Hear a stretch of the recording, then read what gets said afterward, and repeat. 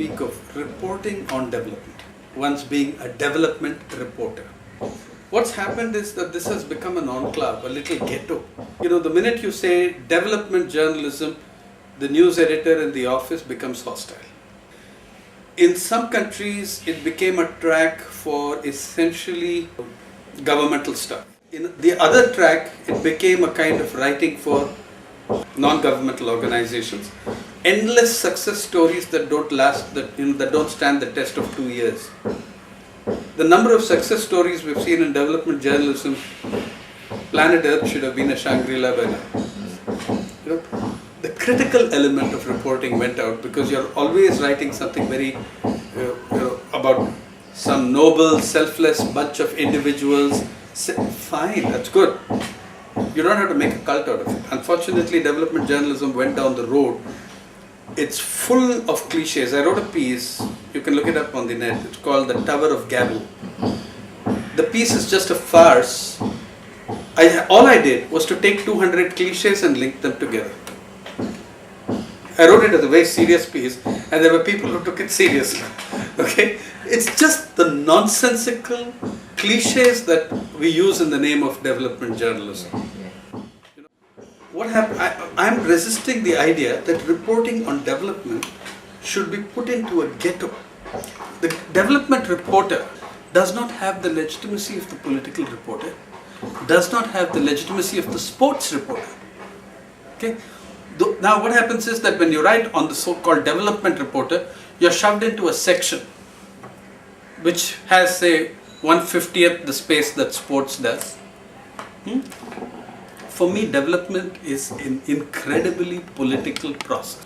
So I'm saying that if you're a development reporter, you are actually reporting politics. Why the big dam and not another kind of irrigation? Why the super mall where a municipal school was supposed to have been built?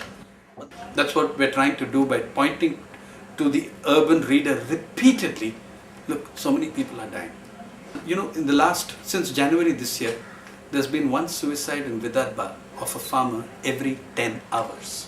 That's the latest story, I've just finished it. Every 10 hours. But the party goes on.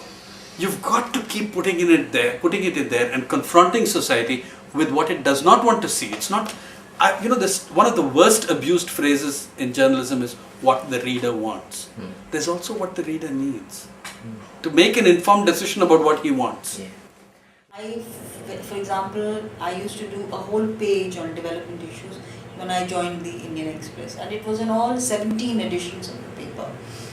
I got myself the tag of being a development editor, which was not a kind of a designation that anybody had. Now look at Sainath, he's called himself a rural affairs editor. So the thing is, everybody is trying to push rural affairs, development. You now have health editors in newspapers. We never had them before. You have an environment editor. You have awards. You have so many things to try and push that agenda to into the newspapers. But very often what happens is you have a whole page devoted to health. What will they have on that health page? They will not talk about what is happening, whether the health mission is really reaching out to the poor in the villages or those kind of stories. What you will have is about fitness, health fitness, going to gyms. So you get ads of the gyms. You'll have of new gadgets and things like that. But not really the public health issues as such. They don't get that kind of coverage. So this is also, it's a challenge. You'll always find that occasional journalist who's able to take that challenge up and is able to get things to change. You see, for example, mainstream media in especially television in India today, you wonder which country they live in. There's half the country's population, 500 million people, are malnutrition. Children are going to bed hungry every night. But then if you look at the media, the cover stories in all the main magazines are all about weight loss and aerobics and spas and things like that. So it's obsessed with the problems of a tiny minority right at the top.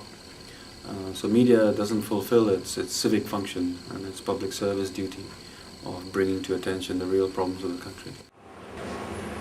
Content is a problem. Content is naturally driven, to a large extent influenced by the market, by the advertising. And the advertisers are not interested in poverty, in the problems of development, except in a few papers like the Hindu, which do bring out coverage as well as columns and writing by people like Sainath. You will not find very much coverage on development in the sense of what is happening in the villages and the poorer areas. And in India, at least 50 to 60% of Indians live in these areas. That means if they are not adequately covered, that means more than half of India is not adequately covered. This is, I'm afraid, a fact. Now, I was also formerly director of the Press Institute of India. There we started a journal called Grassroots. The purpose of Grassroots was to encourage coverage of Grassroots India. And we did it by picking up whatever coverage we could get, which we did, like people like Sainath, and showing it how effective it was, and also by sending people out on assignments. So I think we did a bit to contribute to creating more awareness of the need for this kind of coverage. When I joined the journalism, that was soon after actually just before we became independent, the drive of the freedom movement was very strong. Gandhi's influence was very strong, and therefore consciousness of the problems of the grassroots was there, and papers did recognize it. Our paper was very small, 12 pages, 10 pages, so they could only give very little space. However, I think there was more of an awareness of these problems at that time, but the awareness has diminished, or at least the space given to them has diminished, because as I was telling you, the money factor is in the other direction. And no editor, however well he may be intentioned, can close his eyes to that fact. His paper has to survive, his paper has to compete. And if his paper has to compete, has to draw, his owners expect him to get enough advertisement.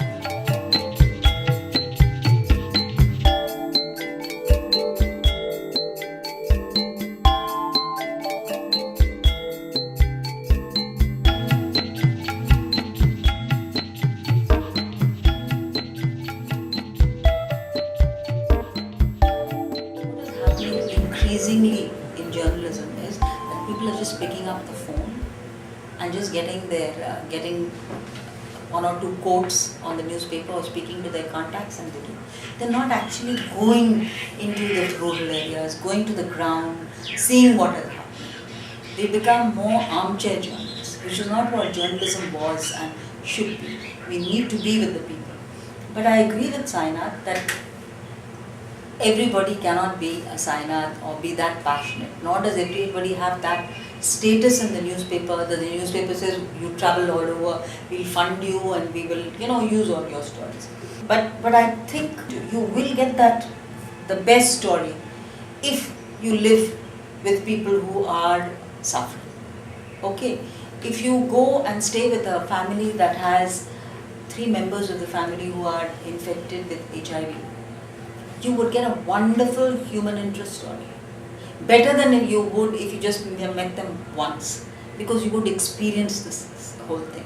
Same thing, if you're covering tsunami, if you go and spend one day in that village or stay one night with the family, you will get a much better story than all the press releases and things that are put out. The pinnacle of your success as a career, as a journalist, should not be measured by whether or not you interviewed the Prime Minister, but whether or not you, at age 55 or 60 or whatever, are still find as much pleasure and passion in going out, getting your feet dirty and interviewing an ordinary farmer who's found a new way to, do lift irrigation, let's say. So it's the passion in you that needs to come out through your story. The fact that you actually identify with the subjects you're writing about. It's not journalism in a hurry. You have to go live with the farmers and you understand their problem, and then you write about it. If you become a parachutist, come in, parachute in, talk to a few people who have been affected by disaster, and you go out, that's finished. You do a superficial wire service type story, but if you really want to do a feature, you have to immerse yourself. So-called development journalism, we have to go back to where we left off in the 70s and the early 80s in trying to do the kind of journalism that really matters. And in many of our countries, and Nepal included, everything is about development. Everything is about raising living standards of people. How do you make that happen? And through the media, it is first of all to raise awareness among the policymakers, the rulers, about the state of the country. And the second is to raise awareness among the public. So depending on the kind of target group of the media you're in, so if you're an op-ed piece in a paper, you're writing for the policymakers. If you're a mass audience TV channel or a radio station, you're writing for the public. So you have to tailor-make your message depending on which audience you're writing for, but the intention is the same, to raise awareness about the level of the country, and so that media doesn't become an escapist thing where it's a totally culture industry, entertainment driven. You need entertainment through media, but it shouldn't subsume everything, it shouldn't dominate everything.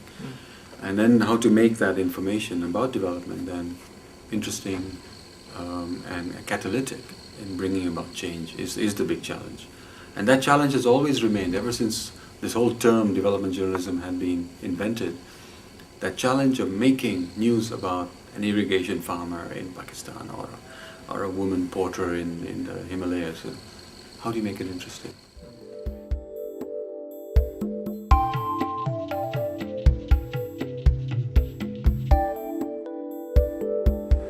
For quite some time I've been totally focused on an ongoing agrarian crisis that you will find almost unreported in the Indian press. In fact, today it's much better reported. It's still not a fraction of what it should be, but at least it's coming there because guys like us have broken our heads in the countryside to put it on the agenda. It's very difficult to break through this censorship within the press. So I'm writing about suicide deaths of thousands of farmers in this country. The day before yesterday, the Union Agriculture Minister admitted in Parliament that over 100,000 farmers had died of suicide in the country from 1993 onwards. That also is a bit of an obscure figure because in certain areas the crisis is much more, and if you look at it there you'll find huge leaps. Now I'm in what is currently the worst area. It's called Vidarbha. So I'm focused on how the deaths are occurring, how the cover-up of the numbers is taking place, how government policy is was in fact responsible for what is happening.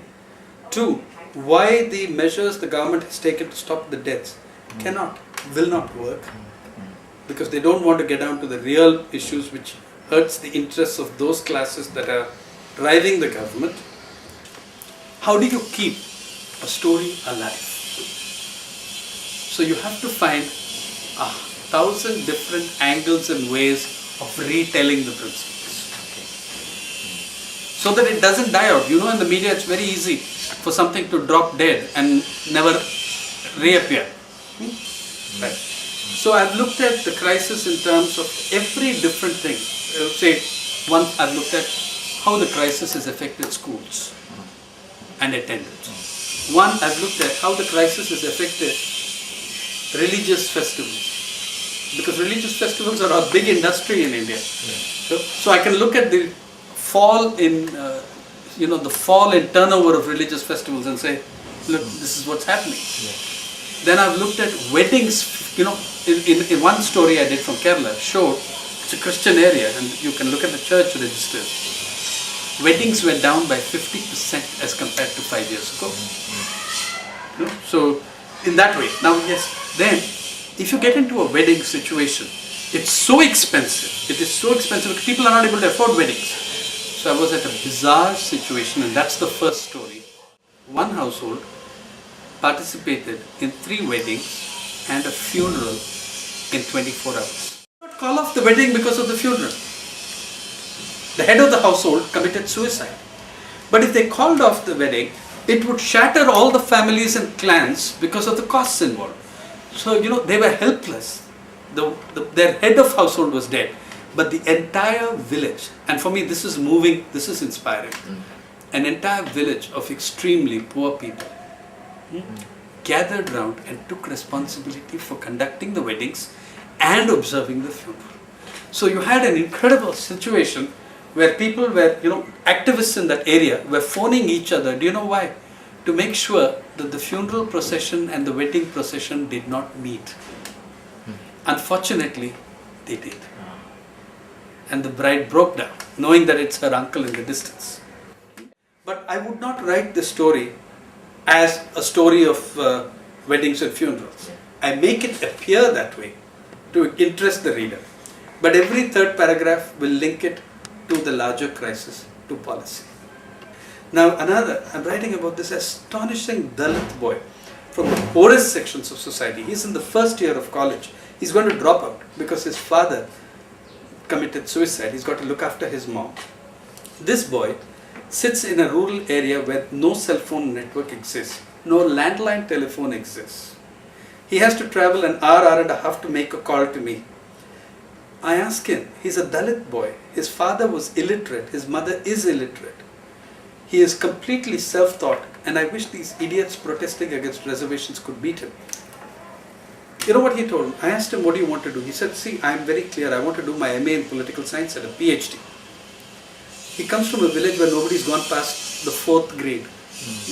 I asked him, okay, you're interested in political science. What are you interested in political science? Who do you read, Vishnu? I asked him. He said, sir, I admire Karl Marx, Abraham Lincoln, Shakespeare and Baba Saheb Ambedkar. I was just blown away. We filmed this. Everything is on film because we're doing a documentary on it. There was complete silence from the 5 of us from the city that a little village Dalit was telling us that he admired Abraham Lincoln, Karl Marx, Shakespeare, and he writes poetry in 3 languages, this boy. So that's what I mentioned in my answers to you. There's much that I find inspiring. My reaction to a lot of things is not frustration, it's anger. That you can do this to human beings. For me, journalism is not about, is not about neutrality. I find that bogus. It's like, okay, if the child is dying, so you take your photograph. I find that absolutely ridiculous. If the child is dying and you have a vehicle as a journalist, you take him to a hospital, you don't take a photograph. The article that I found most rewarding was the one where I went to see a story which I was very skeptical about in the beginning, to a rice field in the plains of Nepal along the Indian border, where a farmer, actually an agriculture extension worker, reading from the net, on the net found out that a Jesuit priest in Madagascar had found a new way of cultivating rice without flooding the fields. This is always a problem in Nepal because there's never enough water. So this agriculture extension worker had made a pilot village where he was, promoting this technology to farmers. Farmers were also very skeptical. But ultimately he got 4 or 5 of them and then for less water, less seeds, you double the harvest. So, too good to be true. So I went in there as a reporter, and this was only 6 months ago, so I was already past 50 when I did it. Totally skeptical. I mean, how can this happen? This is like, snake oil. But everything you looked, I was always looking for a hole in the story, but there's nothing negative. Everything was exactly what he said it was. So I wrote it. Not in this gaga sort of way, but explaining that how as a reporter I was also very skeptical, and I went in and all the pros and cons of this new system of agriculture, of rice production. And it was an immediate hit. It was posted all over the internet. It went all around. I wrote it in Nepali language, so the other farmers in other parts of Nepal suddenly became interested. And imagine, you can double rice production, you can feed yourself, you can reduce poverty, you can just by a very simple technique that was discovered in another corner of the world, which someone in Nepal heard through the internet. So a very dramatic story. For me, totally fulfilling, to do this story. I mean, very, very satisfying. I think the moral of the story is, never underestimate the power of a good example. The major story that I did in regard to expose of the deaths of a number of immigrants in the detention camps in Malaysia. It was it's a long process of investigative work. It took us about 1 month, working with 2 other colleagues, and we managed to get confirmation of that, and the survivors of the camp, they died mostly because of lack of to the hospital and all that for medical treatment. And the people running the camps, the police, are not taking proper care. When all the problems, all the diseases that the immigrants were facing were easily treatable, according to the doctors that we talked to. So when we exposed that, I think the police and the government did take some action. But of course, I think with the Malaysian kind of situation, the first thing they did was denial. Surprisingly, the government reacted against the people who wrote the story, and myself were interrogated by the police for about 3 days. And they were focusing on some of the minor inaccuracy in the story instead of the fact that the story said 59 people have died in the camps. It came after a story I wrote about the intelligence community of the armed forces of the Philippines being involved in wiretapping the conversations between President Arroyo and an election official. And we named certain officers there as the probable suspects in the wiretapping scandal. And after that, my mother, it was my mother actually and my sister who received the funeral wreath because the delivery man was given my old address. It said, condolence from your loving friends. And of course, nobody died in the family. I get scared. It's just being human. You get scared. I don't know of any journalist who doesn't get scared getting death threats unless you have the thrill for it, unless you actually ask for it. Sometimes in your thought processes as you reflect, you ask yourself, is this worth it? But at the end of the day, you just have to move on. I had to lie low for a while, mainly to protect the sources I've been talking to. And this is not being hypocritical about it. It's really just to protect people. So it slowed down my work. I think that's the worst impact of that. But otherwise, psychologically and mentally and emotionally, I'm over it. With regards to exposing the controllership mafia in the armed forces is the first thing that came to my mind at that point was, is it actually possible to get to the bottom of this? Given the culture in the military, given the, again you said in your questionnaire, given the culture of patronage, pakikisama, among, especially in a tight organization where there's the MISTA system, the system of classmates of the Philippine Military Academy. Up to now, I don't think I got to the bottom.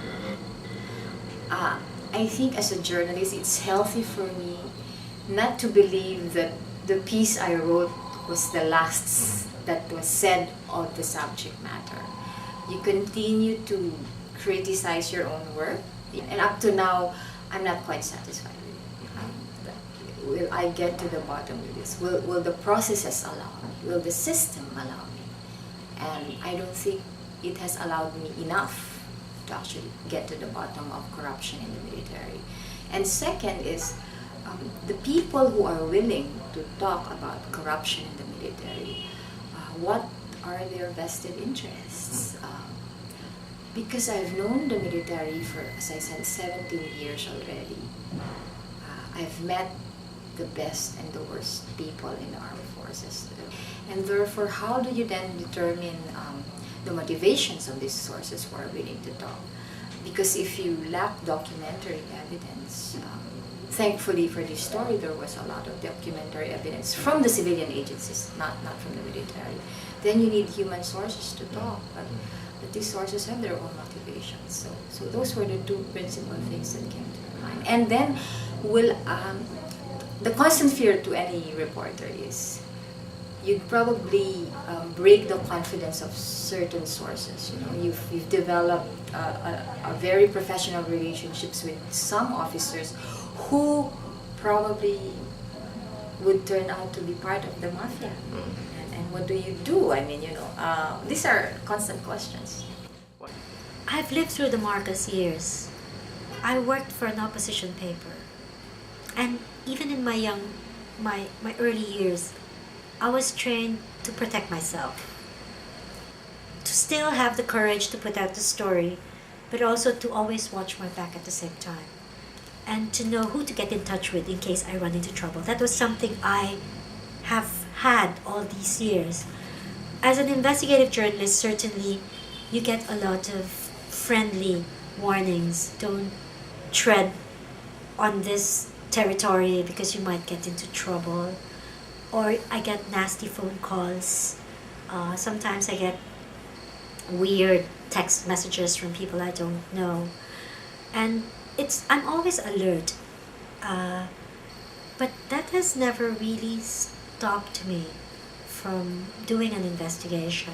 There are certain guidelines that become second nature to you, especially when you're working on a very sensitive story, like you vary your routine, you don't drive through the same route all the time, you always carry the emergency contact numbers, you create a group in your mobile phone that's strictly for emergency, you get in touch with a colleague if you sense danger. And at the PCIJ, we do have guidelines also for security, for our own security. We reissue the guidelines whenever there is a perceived threat to us as individuals or as an institution. I don't take unnecessary risks. Two, I also protect myself by ensuring that the reports that I get are accurate. You have to, I think sometimes it's more difficult for me gathering the courage to ask the tough question, did you do it or didn't you do it? But you have to do it because it's a way of protecting yourself, of balancing the story. It's also one of the best protection. People won't accuse you of lopsided reporting or bad journalism. The whole Newsbreak staff has had quite a difficult year as far as intimidation and harassment is concerned. Twice we tried to evacuate all the stuff from the office because of reports that turned out to be false later, that we were going to be raided by the police. So it's been difficult. But you know, the thing is, you cannot allow that to set you back. You cannot keep that in mind always. So that if you start working, you have to forget about that. Otherwise, if you allow yourself to be obsessed with this thought that every time you write a story exposing a certain corrupt official, you'd face danger, then I think you lose your effectivity as a journalist, and therefore you forget it. And of course, it comes sometimes in an ungodly, unexpected times, and then it suddenly hits you that I've been hurting some powerful people, and okay, it's time to slow down. Even if we have romance with journalism, we don't overdo it. We don't also take unnecessary risks. But that unnecessary risks should not be taken by mature journalists. No story is worth dying for, I think. Just documenting the fact that this phenomenon exists, because when I started writing about this, I was working in the Times of India, and at that point no one was really interested in this story at all, and I had to fight with my bosses and convince them over a period of many months that this was an important story about what was happening in Vidarbha at that time.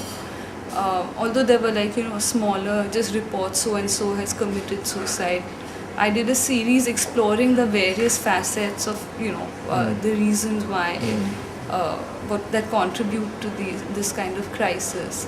And so I think in that sense it's just kind of bringing some kind of attention to a problem that's otherwise not quite neglected and not fully understood in its complexity. So the suicides continue in that sense, so, and policies remain as brutal as they have.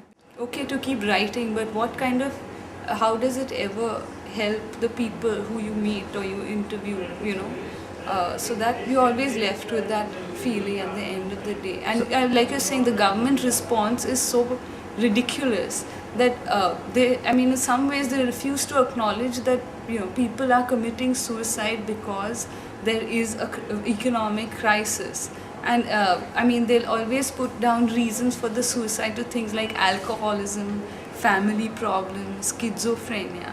And the prescription for that is that they probably send like, you know, counselors from some spiritual groups to those areas.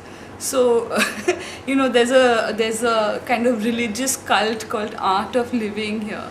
So they've sent people from the Art of Living movement to counsel the farmers, which is the most bizarre solution I've ever heard of.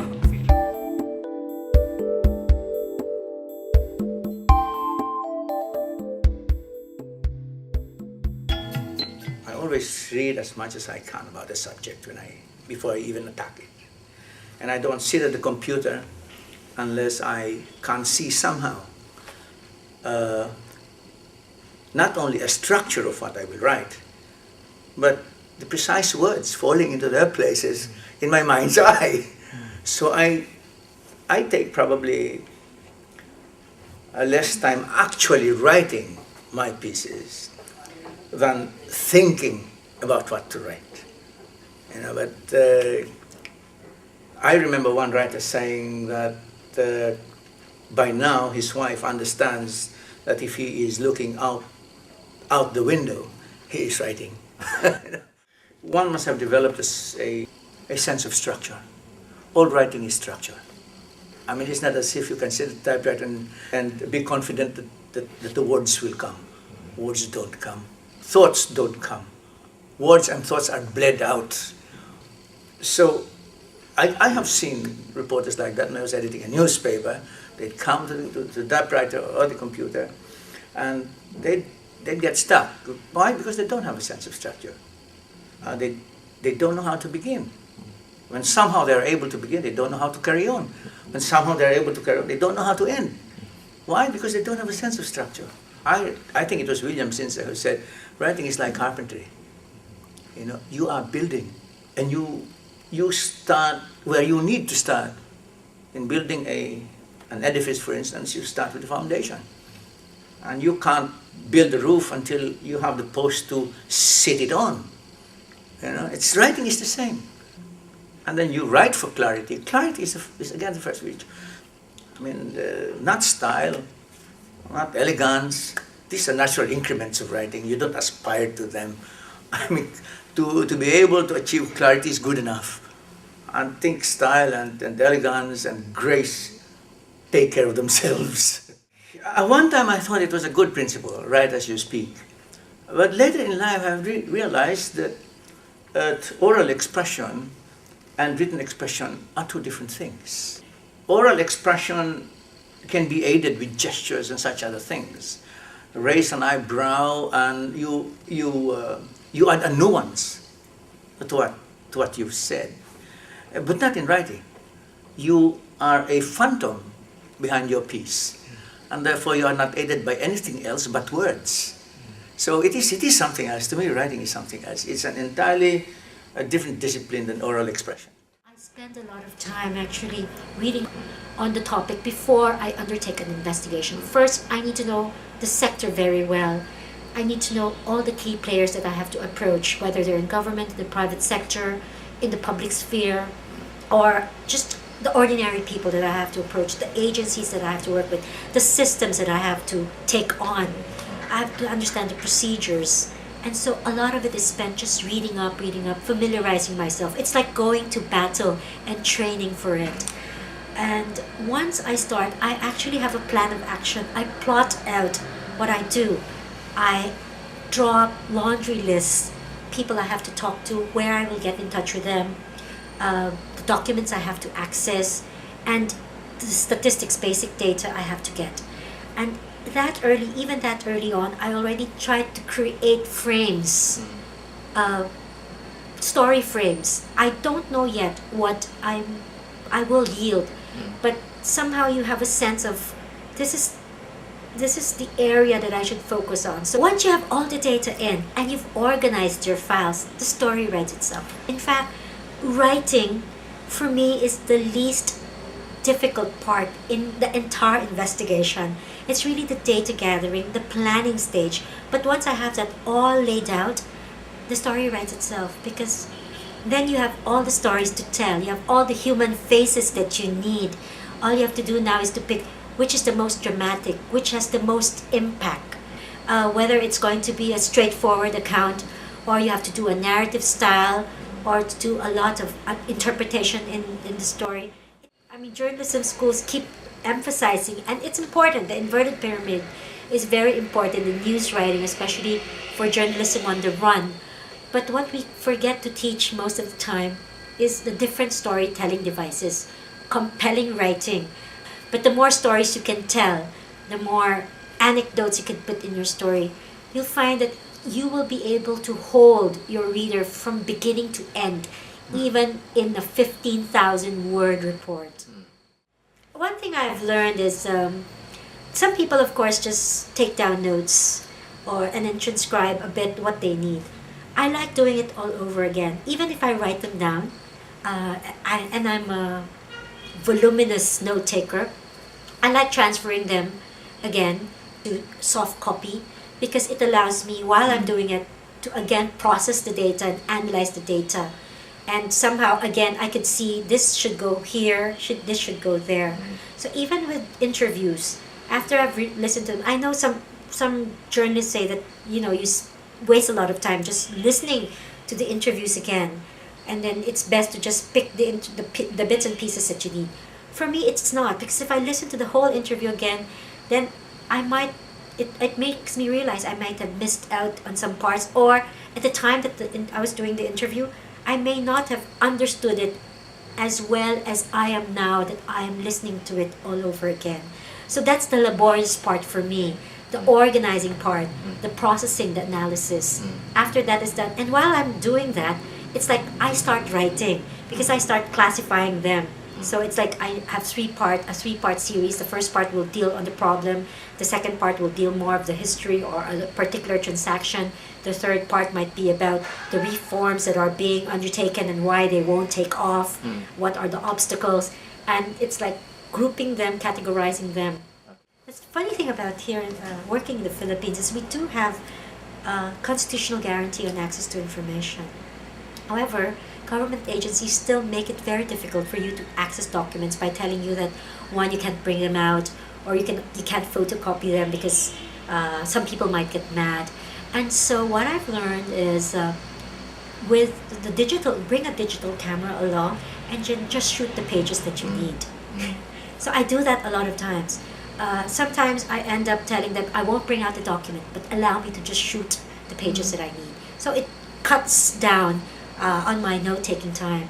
Because I did try before when the pre-digital camera age where I would actually write it down, or I would dictate the parts that I need to my tape recorder. That's the usefulness of a tape recorder. I dictated the parts that I need.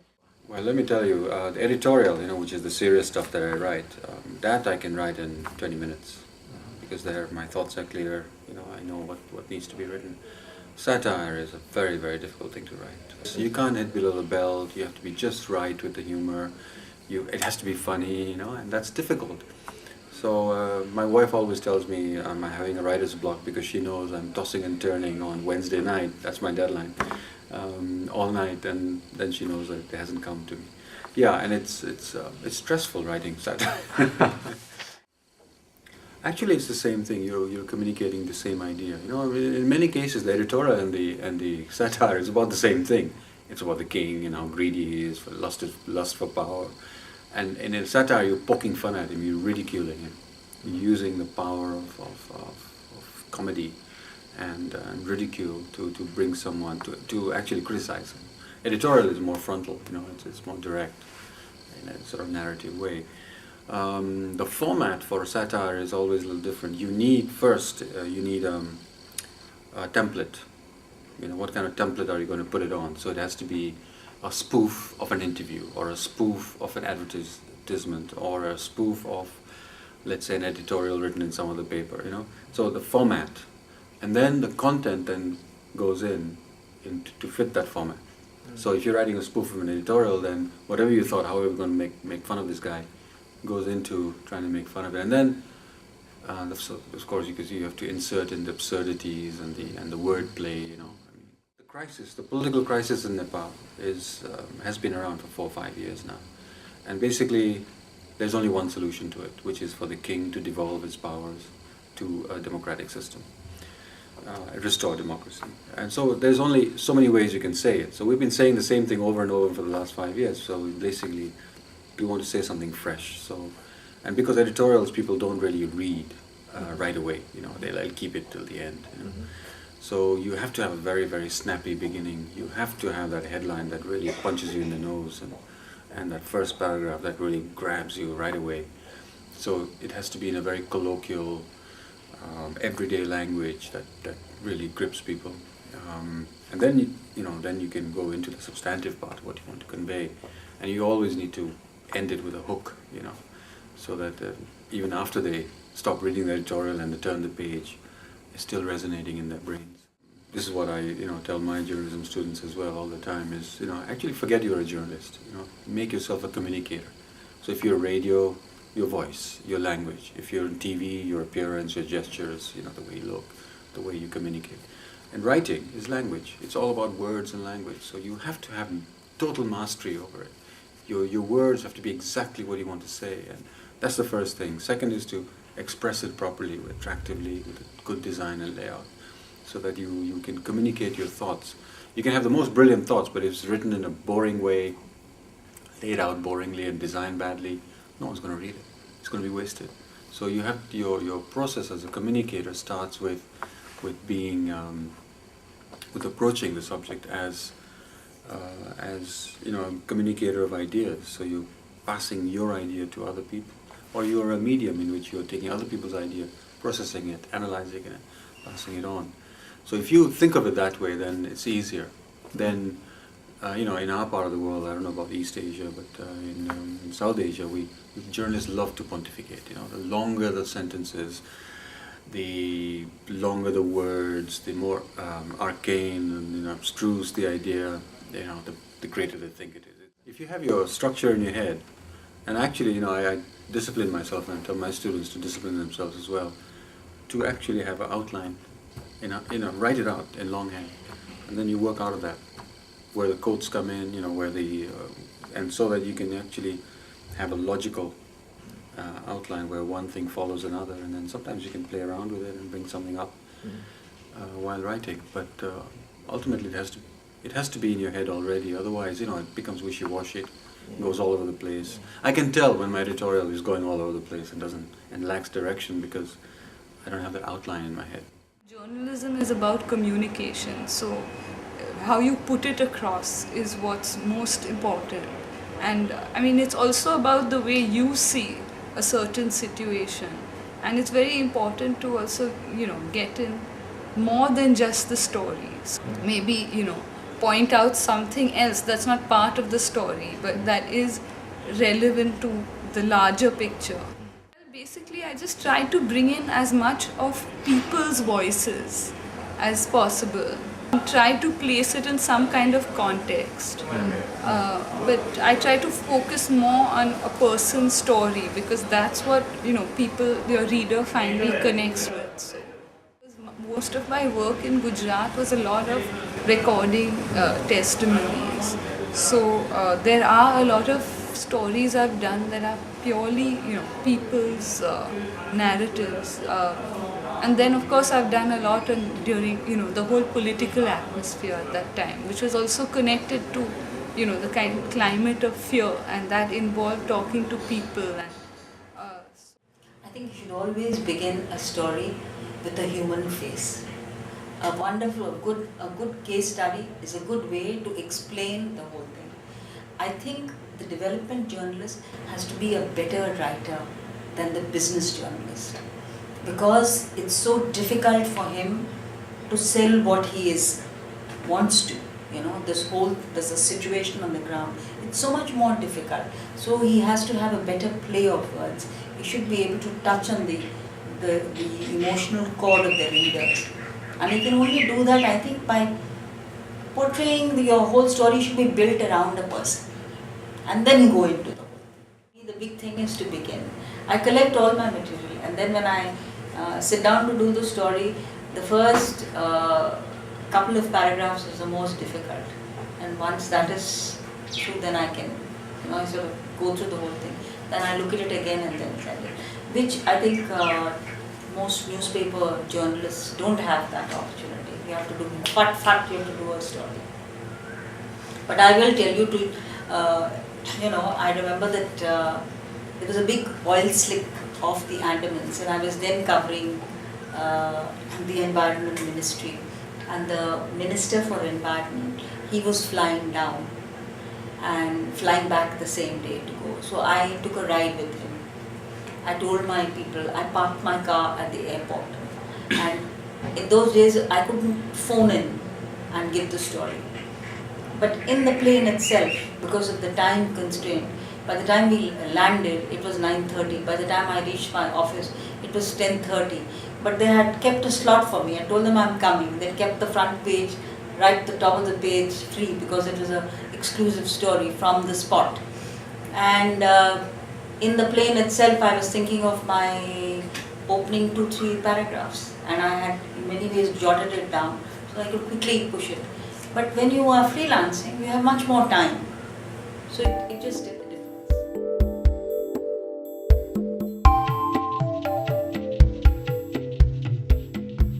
I said journalism is learned by doing. It is a craft, and therefore it should be taught as a laboratory course. In fact, I said I went so far as to suggest scrapping the undergraduate journalism course, and in its place, putting up a journalism laboratory and admitting to it anyone with a BS in anything. Okay? That's get hold of certain basic books about journalism and read the great journalists. You'd be surprised what osmosis can do. I continue to become excited by great pieces of journalism, and I continue to feel envious of good journalists. I think it is one thing that cannot but drive a serious journalist along. Students, I try not to go too much into the skills and craft of journalism. I try to go more into the commitment. So in my first class, I always ask them, so why do you want to be a journalist? Why didn't you become a doctor, an engineer, or a pilot, or a soldier, or a politician? And journalism always needs that extra thing about the job, the public service aspect, the belief and commitment to democracy and free press. If that's not already in a journalist, then they're not going to make a very good journalist. But most employers nowadays are not looking necessarily for a journalism degree. They're looking for someone who knows the subject, who's passionate about media, and has a certain purpose in life about what they want to do with media. So an overarching belief in the fact that somehow decentralized self-governance, democracy is the path to development, that if you give people a say and you empower them with information, they'll take their own destiny in their own hands, and that's the way forward. I mean, we have seen in our countries how dictatorships and strongman rule and tyranny have set us back 30, 40 years. So, I mean, some kind of belief in this, and it doesn't have to be articulated in this very, persuasive way, but at least if I see that spark in a potential reporter or editor who comes to me, then I'll hire them immediately, because that's what I need. I can always teach them headline writing and caption writing on the job. That can, and if they have the passion, they'll learn that immediately. You don't have to go to school for 2 years to learn that. But what you need is that inherent belief in the people and the power of communication to empower them. Well, I think don't treat this job like any other. This comes with much more responsibility. It's not just about the glamour of seeing your face or your byline or hearing your voice on radio. It comes with responsibility, and if you feel that responsibility, if it comes from right inside you, then you're on the right track. If you don't know what I'm talking about, then maybe you should go into advertising or something else. We just need to, I think, pay more attention to journalism instruction, maybe change the focus of our journalism schools, especially in our countries. We're still teaching journalism from, books written in America in the 60s, Inverted Pyramid and all this stuff, Come on, we need to write our own journalism books for our countries now. And it shouldn't just be about journalism. It should be about, as a communicator, what are you going to communicate? Why are you communicating? So I look around some of my students and I say, I'm not going to teach them headline writing. I'm going to teach them communications and why it is necessary to communicate in our country. What do we communicate? If you don't know that Nepal is a vertical country, they say there are 6 directions in Nepal, north, south, east, west, up and down. If you don't know how it's crisscrossed by rivers, if you don't know what the infant mortality rate is today and how it compares with 15 years ago or how it compares with Sri Lanka, if you don't know these basic parameters of development of your own country, then we have to start from scratch. We have to go back to school and start doing social science, sociology, geography, whatever, and do the foundations, which obviously they didn't get in college and school, so we have to teach it in journalism school. Only after they know those basics about their country can they start building on it and saying, okay, so that's the problem. Okay, so how can communications change?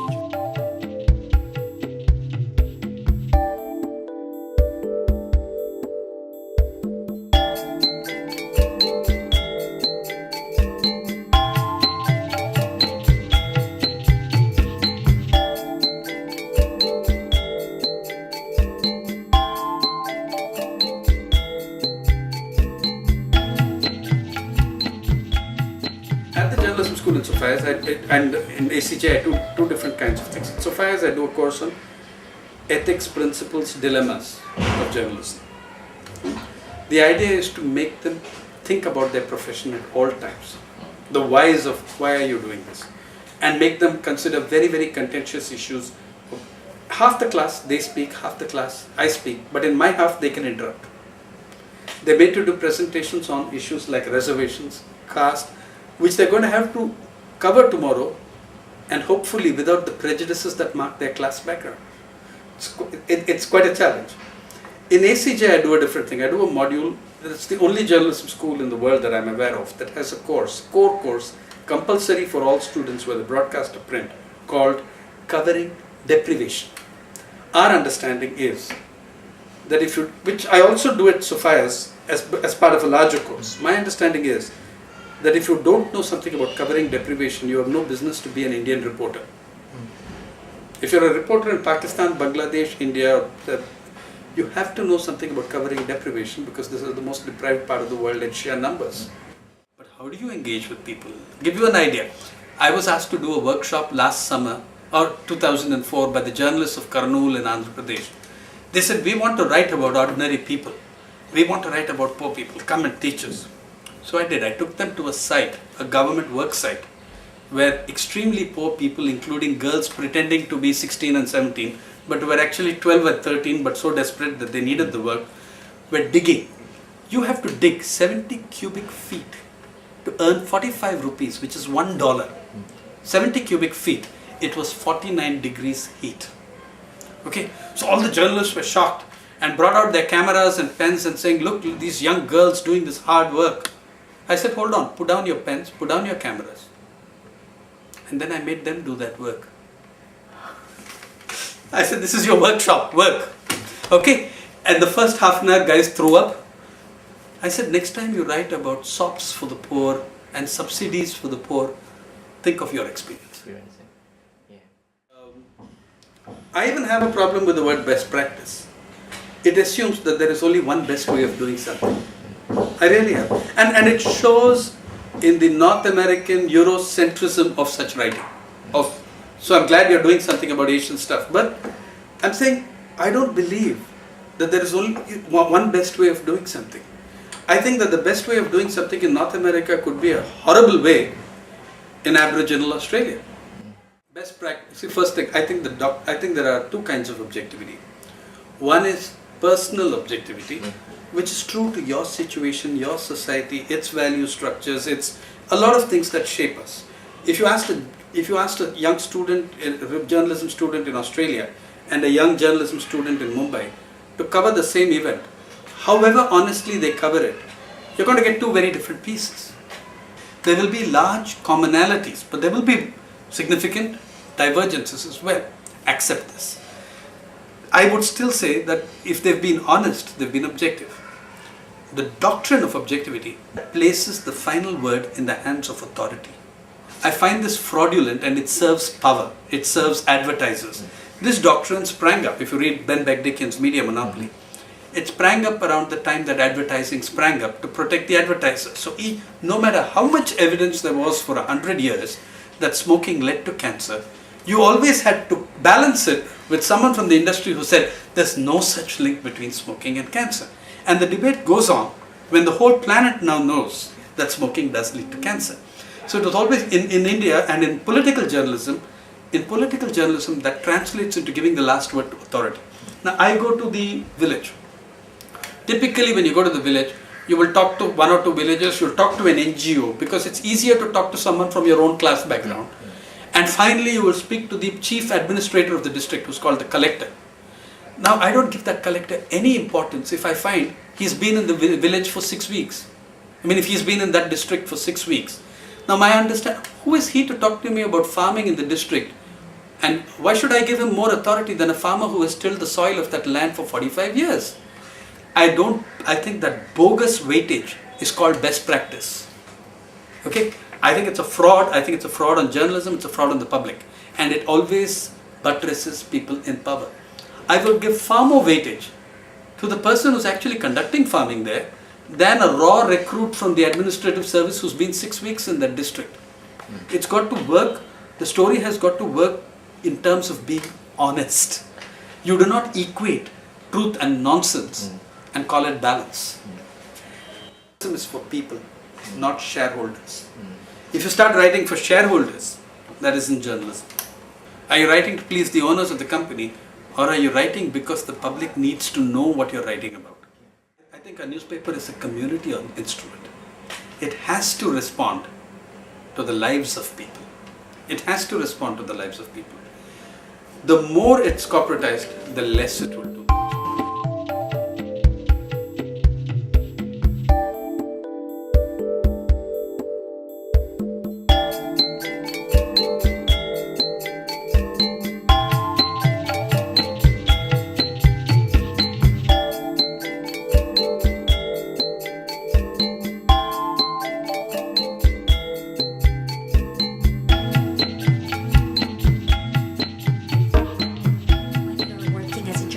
Often you become hardened, jaded, and if you don't have that ethical part in you, then you might lose track of things, or you might get sucked in. The Philippines is a difficult place for a journalist, not because of the killings, but also because you operate in an environment where there are so many enticements to be corrupt. I always keep reminding universities and colleges that give them a heavy dose of what are the professional and ethical standards when they're still in school, so that once they're in the real world, they have something to fall back on. Or at least if they deviate, at least there's something pricking their conscience. You must have a social conscience, otherwise you will not be effective in your work.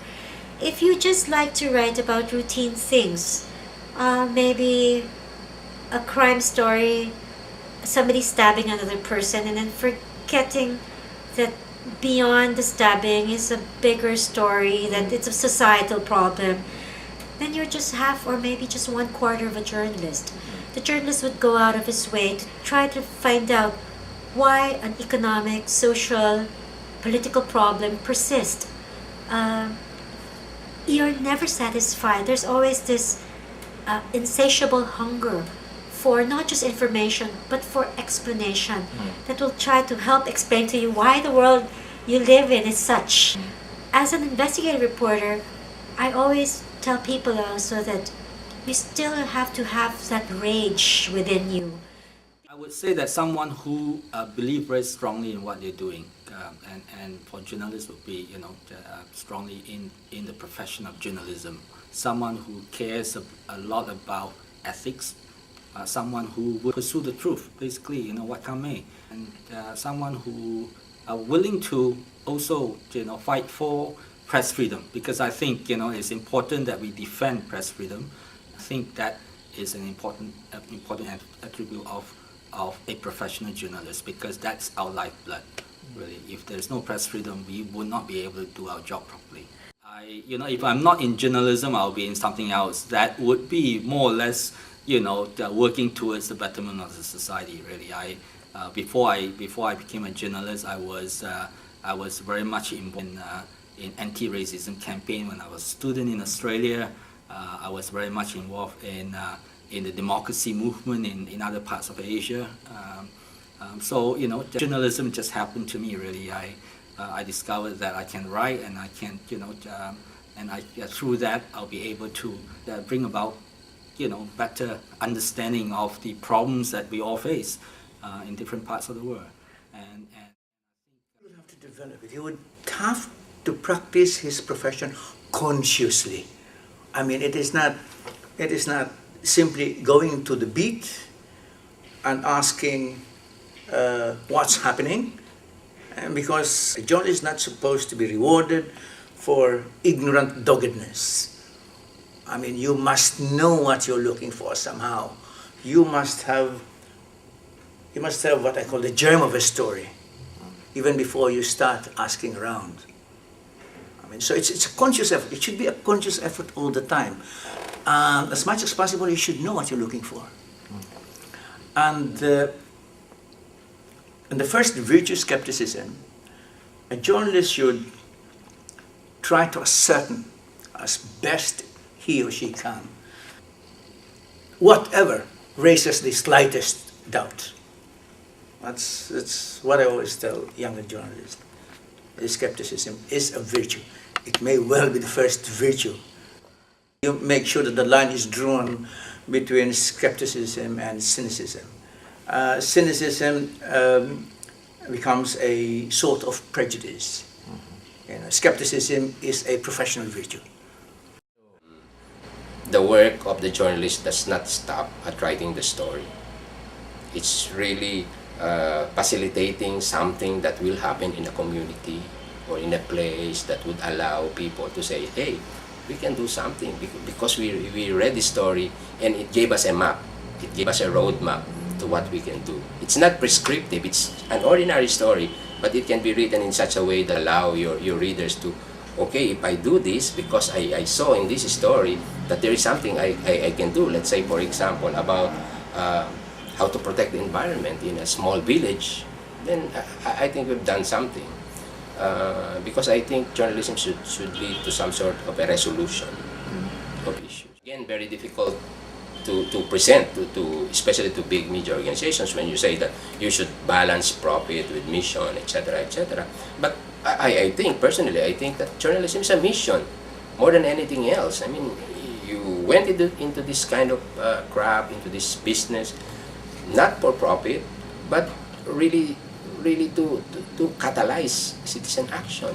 And I think we're gaining, especially in the provinces outside of Metro Manila, in the community press, where journalists themselves are slowly understanding that their role goes beyond merely looking at the 5 Ws and 1 H. I think they're beginning to understand and slowly accept that journalism is not that, and that they are beginning to ask the so what question. So how do we look at the stories? How do we look at the community, and how people can relate to the stories that we're writing?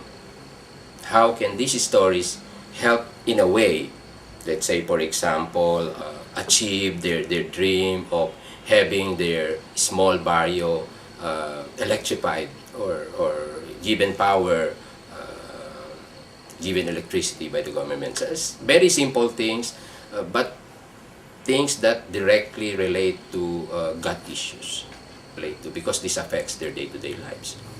I mean, journalists are so fun, especially journalists in Manila. Well, I was guilty of that too in my time.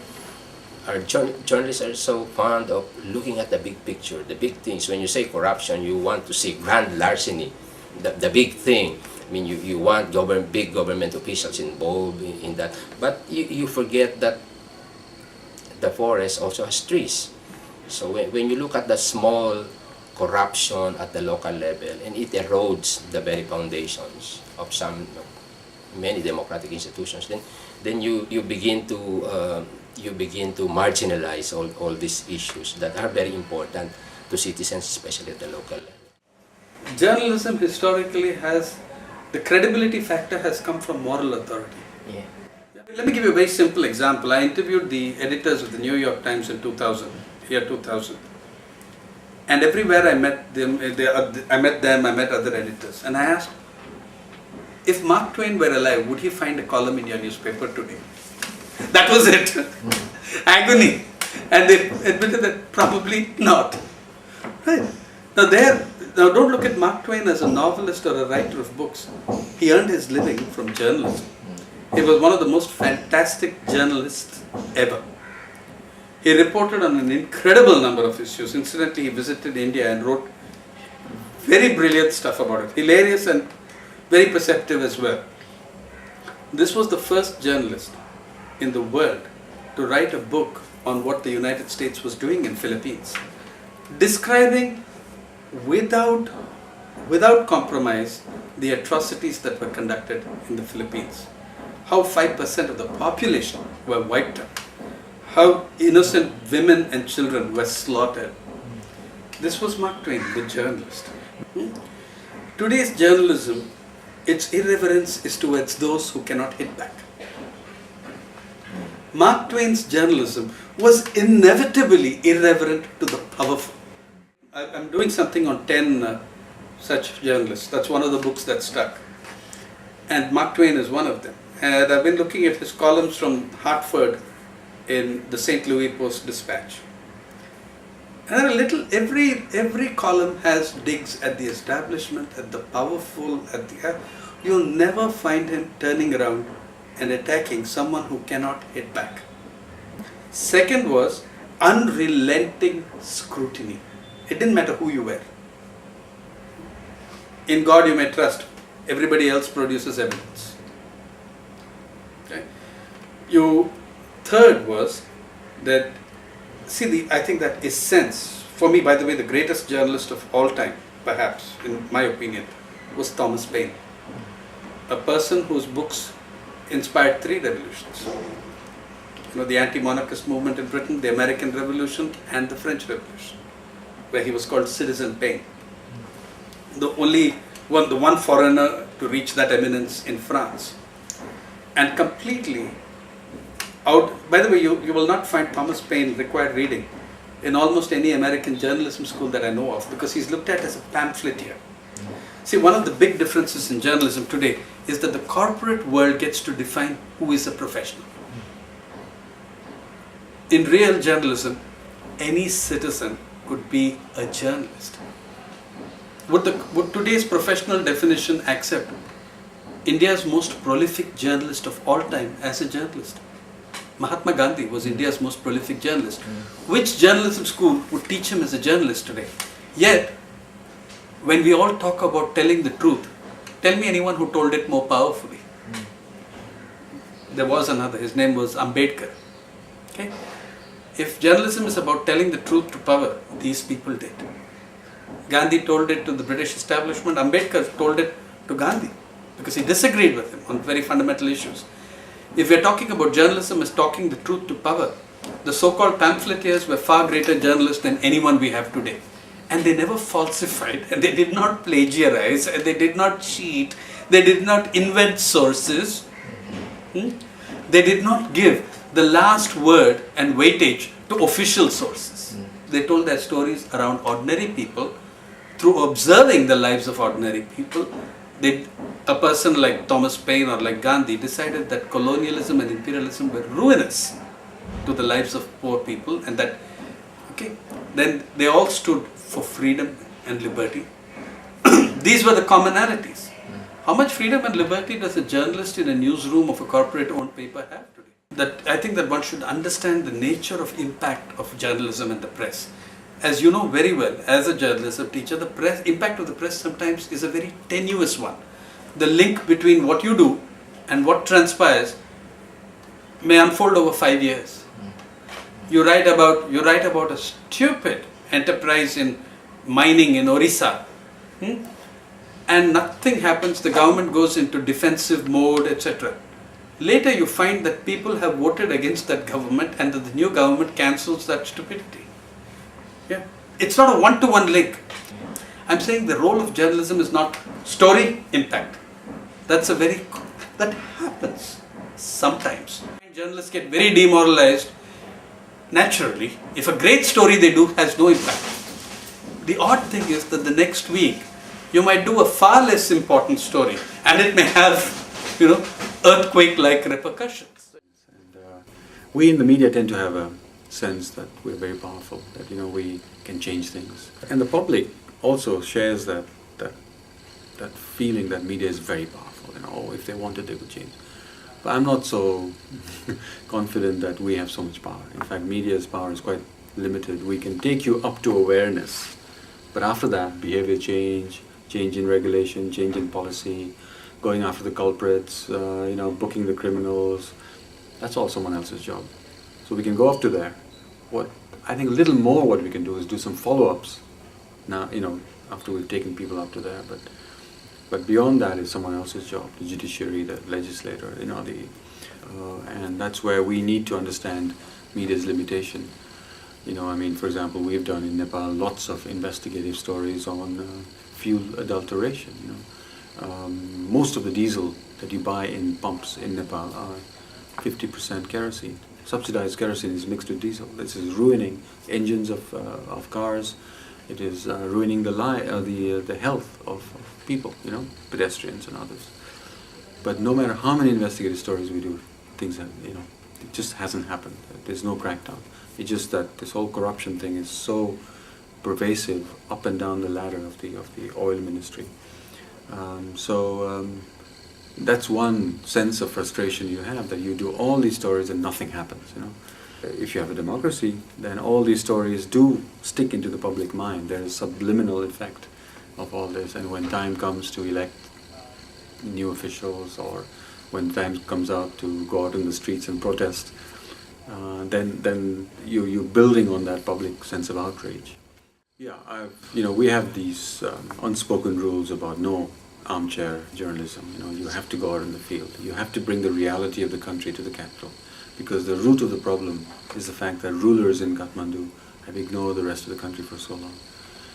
The development needs, the neglect and apathy with which the rulers looked at the rest of the country. So our role in the media, even in an English language paper, and much more so in the Nepali paper, is to bring the news, the happenings, whatever is going on in the rest of the country to the capital, to the notice of the powers that be, because mainstream journalism, traditional mainstream journalism in Nepal and elsewhere as well, is all about, self-absorbed, it's all about money and power, it's all obsessed with politics, the day-to-day operational strategy of politics.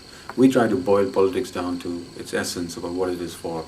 Politics is about, it's actually a mechanism through which you find the best manager to run the country, and that's how we treat it. So we don't get distracted by the quarrels that go on. We try to go into, let's say, the electoral process, or whatever can bring back better governance and decentralization. And we always say to our reporters that we only have two biases: a bias for democracy, and we have a bias for free press. So there you can just go all out, and even in a news article you can hit out at it. But elsewhere you have to be professional, you have to be objective, not neutral, but you have to be fair. Because we know you have a society where the socioeconomic balance of your country is skewed like this, where the rich and the powerful dominate everything, and the voiceless and the people who have no power are up here, light. And if you are objective and neutral in a situation like this, then you're actually perpetuating the status quo, and media is not helping. So media should actually help to at least bring things back to a more, level playing field, more equality.